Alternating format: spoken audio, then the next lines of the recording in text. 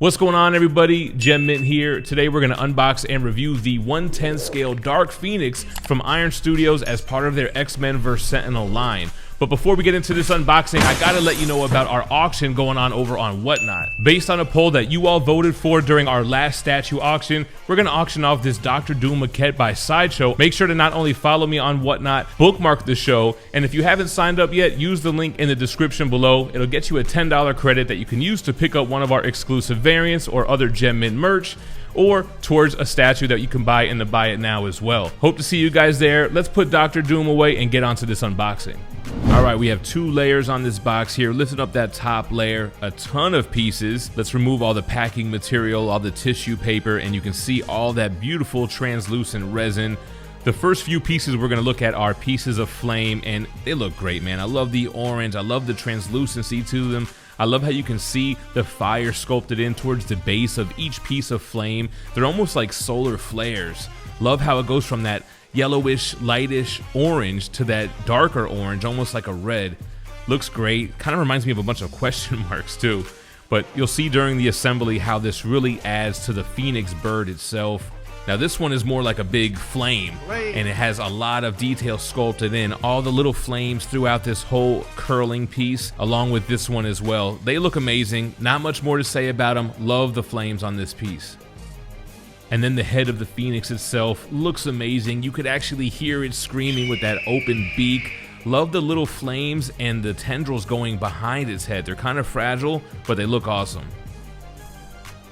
Then we have Jean Grey, the Dark Phoenix portrait, and this one looks sick too. I love her red hair going upward. We've seen her portrayed like this in comics and in movies and television. I love seeing it in a 3D sculpture. The strands of hair look great, the different colors from the orange to brown.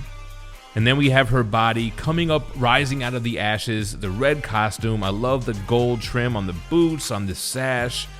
She looks awesome, very powerful looking. The details there, the musculature is there, looks great.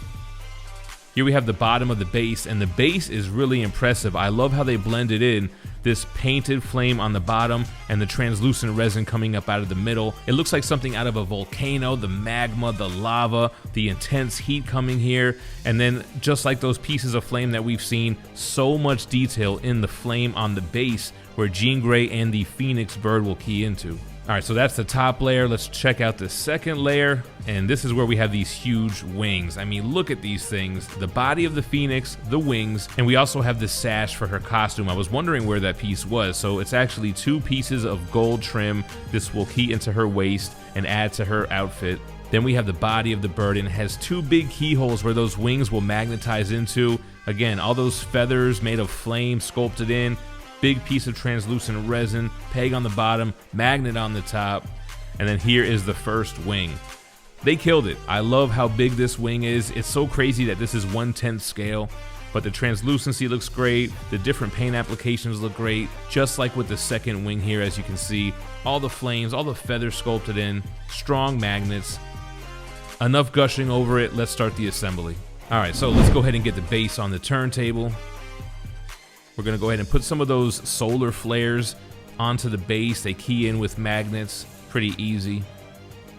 We'll go ahead and get Jean Grey keyed in. She has a peg that goes into a hard to find hole on the translucent resin. We'll go ahead and get the first piece of her sash keyed in. The second piece was a little bit more difficult, but after a little bit of struggling, we ended up getting it in there. All right, onto the portrait. That's gonna go in pretty easy. And we'll go ahead and put the Phoenix in right behind her while we're here. Kind of want to push that in a little bit harder though to make sure that it's secured. Mine wasn't at first. The head of the Phoenix is on. I put the wings on a little bit prematurely here. I was so excited to get this thing assembled. There are still 4 more pieces of flame that need to go in. So these you can key in towards the bottom of the Phoenix body. Those pieces go in pretty easily, but you actually have to put the other pieces of flame onto the wing before you key them on each side. So I had to take the wings off and go ahead and get those keyed in. All right, everyone, it's time for the April That's Spider-Man Booth subscription box. You get over $100 in retail value. That's 5 comic books, store exclusives, and ratio variants. You get access to monthly giveaways, membership-only store, and of course, 2 exclusive covers limited to this box. You'll receive a copy of The Exiled #1, which is the new Wesley Snipes book on Whatnot Publishing. This one pays homage to Deadpool Kills the Marvel Universe. There are only 300 trade dress in existence, 200 virgins, 200 foils, and 100 medals. The second one is Ninja Funk issue 4 with this beautiful Akira homage, 200 regular editions, 100 foils, and 50 medals. Swing on over to THATSPIDERMANBOOTH.com and sign up for the subscription box today.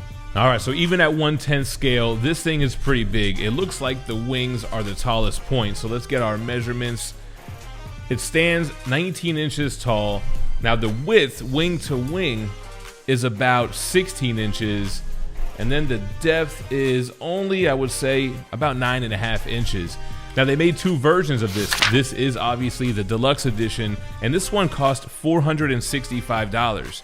Now they did make one without the Phoenix bird in the back, just the Dark Phoenix, and that one comes in at $210. If you had just Jean Grey, it's only gonna be about 12 inches tall. The width would be about 6 inches. Oh, I'm sorry, the depth, and then the width would be about 6.5 inches. Definitely a cool piece. Another addition to the X-Men vs. Sentinel diorama. I have 2 more coming in this week. I can't wait to get the Apocalypse vs. X-Men 1/10 scale diorama that's coming out in the future. Let me know what you think about her in the comments down below. Thank you for watching, and stay minty fresh. Peace.